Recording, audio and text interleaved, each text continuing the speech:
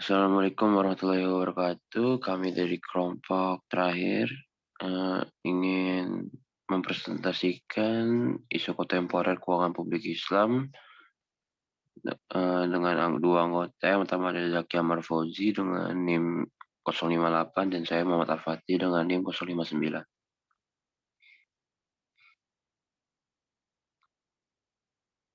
Boleh di next.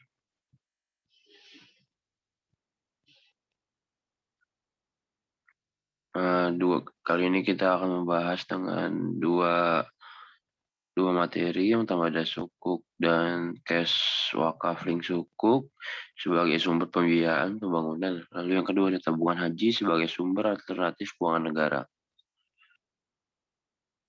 Yang pertama ada dua konsep dari cash wakaf link sukuk. Link sukuk. Yang pertama ada wakaf langsung yang dapat dimaknai wakaf langsung yaitu wakaf yang secara langsung diberikan kepada pihak-pihak yang memang berhak menerimanya.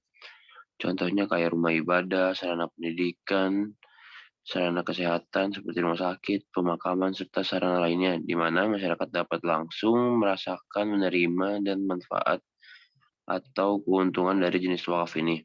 Lalu yang kedua ada wakaf produktif, yang mana adalah harta atau benda yang diwakafkan untuk dipergunakan dalam kegiatan produktif yang menghasilkan. Kemudian hasilnya dimanfaatkan sesuai dengan tujuan wakaf. Contoh dari wakaf produktif ini adalah wakaf tanah yang digunakan untuk bercocok tanam, mata air untuk dijual airnya, jalan dan jembatan untuk dimanfaatkan sebagai jasa penyeberangan, dan ongkosnya diambil dari orang yang menggunakan. Di next. Kalau di Indonesia, pengembangan wakaf tunai sudah mulai berkembang sejak satu dasawarsa terakhir, yang secara syariah juga telah mendapat kebolehan dari Majelis Ulama Indonesia sesuai dengan fatwanya sebagai berikut. Nah, yang pertama wakaf uang cash atau wakaf al-nuqud adalah wakaf yang dilakukan seseorang, kelompok orang, atau lembaga atau badan hukum dalam bentuk uang tunai. Yang kedua, termasuk ke dalam pengertian uang adalah surat-surat berharga. Yang ketiga, wakaf uang hukumnya adalah jawaz atau boleh.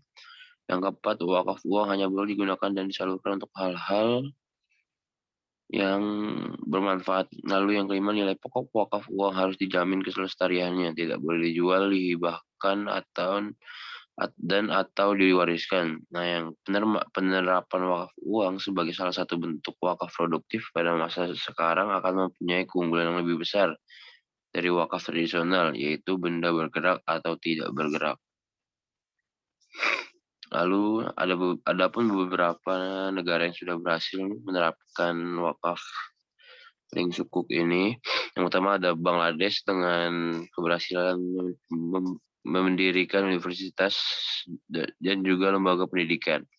Malaysia dengan menara Imran Wakaf. Lalu ada Turki dengan telah membuat 60.000 dana pinjaman dari dana wakaf untuk keperluan para orang-orang yang membutuhkan, baik pendidikan, kesehatan, keluarga dan juga fasilitas umum. Lalu ada Amerika Serikat seperti apartemen, lalu ada Mesir juga universitas, rumah sakit, pengelolaan gedung Al-Azhar, pengelolaan Hakidah Al-Azhar atau taman, lalu juga ada tempat ibadah. Singapura juga sudah membuat masjid dan juga hotel berbintang. Nah, konsep sukuk sebagai instrumen pembiayaan syariah. Sukuk telah menjadi instrumen investasi yang memiliki prospek yang sangat cerah. Sederhana, sukuk atau obligasi syariah didefinisikan sebagai surat berharga jangka panjang berdasarkan prinsip syariah yang dikeluarkan emiten kepada pemegang obligasi syariah. Sukuk yang mewajibkan emiten untuk membayar pendapatan kepada pemegang obligasi syariah berupa bagi hasil serta membayar kembali dana obligasi pada saat jatuh tempo.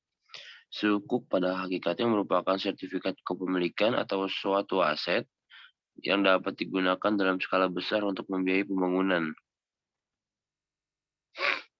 Next. Nah, implementasi kebijakan cash wakaf link sukuk. Yang pertama, salah satu usaha yang dilakukan adalah kolaborasi antara Badan Wakaf Indonesia Bank Indonesia, Kementerian Keuangan, dan juga Kementerian Agama yang mencari cara untuk mengintegrasikan tentang SDGs atau Sustainable Development Goals dengan instrumen wakaf sebagai solusi. Desain produk wakaf ini dilakukan dengan cara sebagai berikut. Yang pertama, mempertemukan kriteria keamanan investasi dengan risiko yang terukur sehingga nilai pokok harta wakaf tetap terjaga. Lalu yang kedua, memiliki imbalan hasil investasi yang optimal. Lalu yang ketiga, memiliki program pemberdayaan masyarakat yang optimal serta dikelola oleh pemerintah dan profesional. Yang keempat, memiliki dampak yang positif terhadap segmen pasar filantropi tradisional yang belum familiar dengan pasar suku. Di next. Nah, integrasi antara sukuk dan wakaf adalah inovasi yang menarik dalam keuangan Islam. Sukuk berpotensi sebagai instrumen untuk memobilisasi dana, sementara wakaf memiliki kapasitas untuk mendapatkan income dan aktivitas. Nah, instrumen ini pada dasarnya adalah wakaf tunai berjangka dalam jangka waktu 5 tahun dengan BWI bertindak sebagai nazir.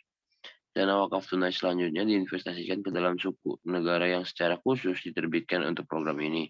Selanjutnya, dana yang diperoleh Kementerian Keuangan digunakan untuk belanja negara yang sesuai dengan prinsip syariah seperti untuk kepentingan sosial dan fasilitas umum. Dalam melaksanakan pembangunan nasional yang berkelanjutan, pemerintah akan sangat diuntungkan jika sumber dana diperoleh dari dana murah yang berasal dari dalam negeri. Nah, sukuk mampu menjadi instrumen alternatif yang sangat cocok bila dibandingkan sumber dana pembangunan berasal dari pinjaman luar negeri.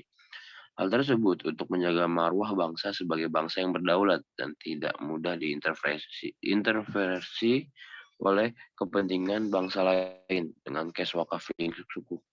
Dana yang terhimpun berasal dari masyarakat dan untuk masyarakat, sehingga pengaruh dan tekanan negara lain yang ingin mengintervensi Indonesia dapat tereduksi, dan negara dapat mengelola potensi sumber daya yang dimiliki dengan semaksimal dan untuk kemakmuran rakyat.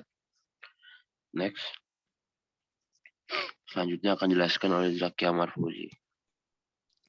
Ya, selanjutnya ada ibadah haji di Indonesia. Nah, ibadah haji merupakan rukun Islam yang kelima bagi umat Islam. Ibadah ini hanya dilakukan pada waktu tertentu, yakni tanggal 9 dan 10 Zulhijjah saja dalam satu tahun.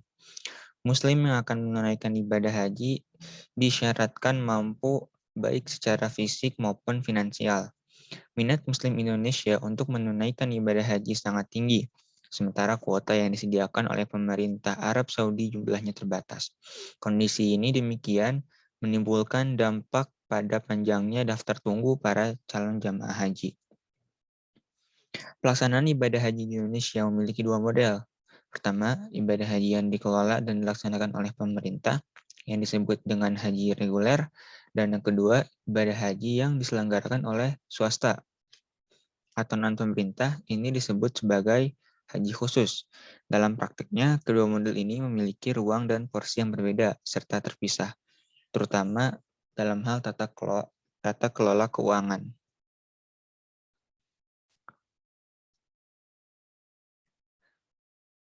Lalu, Badan Pengelola Keuangan Haji atau BPKH.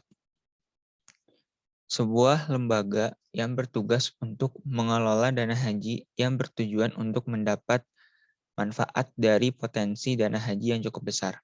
Bank Syariah Indonesia telah menyiapkan strategi dalam penghimpunan dana pihak ketiga untuk mengantisipasi berpindahnya dana haji dari sistem perbankan syariah tentunya sesuai dengan prinsip Islam. Nah, dalam Undang-Undang Nomor 34 Tahun 2014 tentang pengelolaan keuangan haji dijelaskan bahwa akumulasi jumlah dana haji memiliki potensi untuk ditingkatkan nilai manfaatnya yang dapat digunakan untuk mendukung penyelenggaraan ibadah haji yang berkualitas. Oleh karena itu, dengan didirikannya BPKH diharapkan pengelolaan keuangan haji dapat lebih terpercaya dengan sistem keuangan yang transparan dan modern untuk meningkatkan rasionalitas serta efisiensi melalui investasi yang mempertimbangkan imbal hasil optimal berprinsip syariah guna meningkatkan kesejahteraan umat. Pengelolaan dana haji di Indonesia. Berdasarkan rencana strategis BPKH 2018 hingga 2022, dana haji disebut saat ini diinvestasikan pada perbankan syariah 60% dari total dana dan sukuk dana haji Indonesia SDHI 30%, 35% dari total dana, Pada tahun 2018 hingga 2020, BPKH menargetkan untuk meningkatkan jenis instrumen investasi yang dapat dimanfaatkan untuk menempatkan dana haji. Selain perbankan syariah dan sukuk, instrumen investasi lainnya seperti sukuk korporasi, emas, investasi langsung, dan investasi lainnya mulai dilirik. Porsi alokasi dana investasi untuk perbankan syariah perlahan mulai dikurangi dan dipindahkan ke instrumen lainnya yang dianggap mampu memberikan imbal hasil yang lebih optimal. Dari rencana investasi tersebut, BPKH menargetkan pendapatan sasaran nilai manfaat haji sebesar 10,5 triliun pada tahun 2022. Sebagai benchmark, Lembaga Tabung Haji Malaysia yang didirikan sejak tahun 1990 mengalokasikan dana haji yang mereka kelola pada banyak instrumen, baik instrumen keuangan berupa surat berharga maupun instrumen real berupa kepemilikan pada berbagai anak perusahaan pada berbagai sektor. Arah investasi keuangan haji di Indonesia.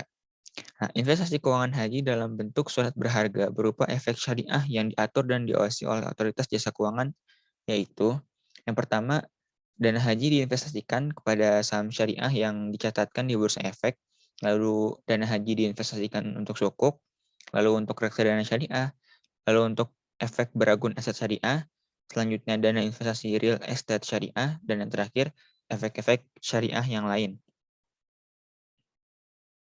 Kesimpulannya, wakaf link sukuk dapat dijadikan alternatif instrumen pembiayaan oleh pemerintah untuk melaksanakan pembangunan nasional.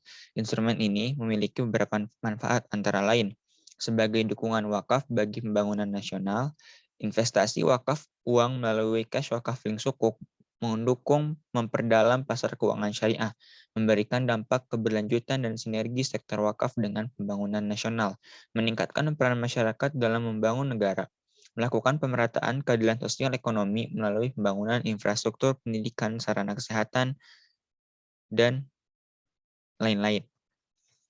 Nah, berdasarkan data yang disampaikan oleh Badan Pengelola Keuangan Haji, pada tahun 2017, alokasi pengeluaran biaya haji mencakup biaya penerbangan 46%, akomodasi transportasi 34%, living cost 6%, dan biaya lain di dalam negeri 40%. Nah, dari keempat komponen pengeluaran haji tersebut, hanya biaya lain-lain yang menggunakan satuan mata uang rupiah, sementara 3 lainnya itu menggunakan mata uang US dollar ataupun rial Saudi. Nah, jika nilai tukar rupiah terhadap dolar maupun rial tidak stabil, biaya yang harus dikeluarkan pun akan semakin tidak pasti, yang berakibat akan semakin tingginya biaya haji yang harus dibayarkan oleh calon jamaah. Nah, resiko nilai tukar ini dapat dihadapi jika dana yang disetorkan awal oleh calon jamaah haji itu dapat dikelola secara efisien dan efektif, salah satunya yaitu diinvestasikan pada instrumen yang telah disebutkan tadi untuk mendapatkan profit sehingga tidak terpengaruh oleh perubahan nilai tukar mata uang terhadap dolar maupun rial. Studi kasus. BPK temukan 4.555 kasus di APBN 2021 senilai 31 triliun. Badan Pemeriksa Keuangan BPK RI menemukan ada sebanyak 4.555 kasus yang memuat 6.011 permasalahan yang terindikasi merugikan negara hingga 31,34 triliun rupiah. Ketua BPK Ismaniatun merinci, dari total permasalahan ini sebanyak 53% atau 3.173 berkaitan dengan ketidakhematan, ketidakefisienan, dan ketidakefektifan sebesar 1,64 triliun. Nah, sehubungan dengan permasalahan 3E yang tadi, ada 95,9% atau sebanyak 3.043 permasalahan merupakan ketidakefisienan sebesar 218 miliar. Dilanjutkan dengan 127 permasalahan ketidakhematan sebesar 1,42 triliun dan 3 permasalahan ketidakefisienan sebesar 1,59 miliar. Kemudian ada 29% atau 1.720 permasalahan merupakan ketidakpatuhan terhadap ketentuan peraturan perundang-undangan sebesar 29,70 triliun. Lalu sebanyak 18% atau 1.118 permasalahan terkait kelemahan sistem pengendalian intern. Selanjutnya, untuk masalah ketidakpatuhan terdiri dari 2 jenis, yakni berakibat pada kerugian negara dan hanya penyimpangan administrasi. Pertama, untuk ketidakpatuhan dapat mengakibatkan kerugian. Potensi kerugian dan kekurangan penerimaan ditemukan sebanyak 75% atau 1.286 permasalahan sebesar 29,70 triliun. Kedua, ketidakpatuhan berupa penyimpangan administrasi ditemukan sebanyak 25% atau 434 permasalahan. Atas permasalahan tersebut, selama proses pemeriksaan, tindak lanjut entitas dengan penyetoran uang dan atau penyerahan aset baru sebesar 194 miliar rupiah atau 0,6% jelasnya. Demikian pemaparan presentasi dari kami. Kurang lebihnya mohon maaf. Bila ada kekurangan, mohon dimaafkan. Wassalamualaikum warahmatullahi wabarakatuh.